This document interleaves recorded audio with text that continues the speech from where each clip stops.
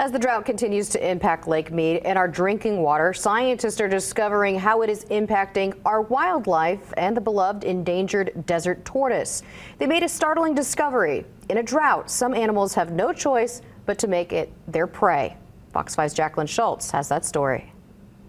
When scientists find a tortoise shell that's cracked open like this, they can actually tell by the markings around it what creature actually ate it. More often than usual, because of the drought, the answer is a coyote.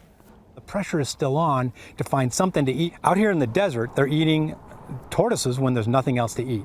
The most recognizable face of the endangered and beloved desert tortoise is Mojave Max. But from dangers such as cars to the growing valley's encroachment on their natural habitat, their population remains vulnerable. Scientists with the U.S. Geological Survey in Clark County say because of the drought, there's a new danger and unusual predator.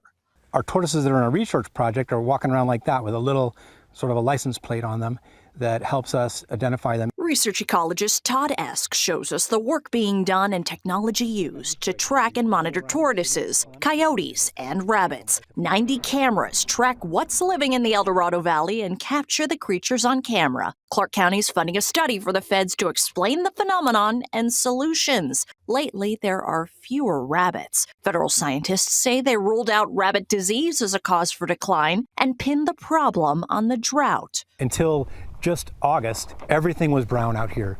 It leaves very little for the herbivores like the jackrabbits to eat, so the populations go way down. How on earth does a coyote eat a tortoise? A lot of people say, how on earth do you do it? Right, and you might even ask, why would they want to?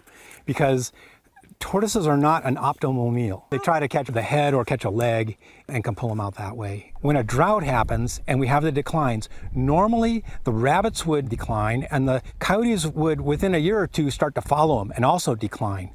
But when there's subsidized food and water, then the coyotes can just go to town and get a meal to fill in. Esk says rather than these cunning coyotes dying off from the drought and lack of food too, they're surviving just fine with food from your trash left outside or your litter and water from sprinklers that keep running. The coyote that lives here is a very curious coyote. Fortunately, the recent rain has led to rabbits making a comeback, but Esk says everyone can do their part to make sure nature's in balance and protect the tortoise. Do our part to take care of the desert. Are there things that we can do, that we can change, that will help us recover the species? That's where the research comes in. Clark County will get the findings of the study in a few weeks, but the results will be available to the public by the spring. Reporting in the El Dorado Valley, Jacqueline Schultz, Fox 5 News, local Las Vegas.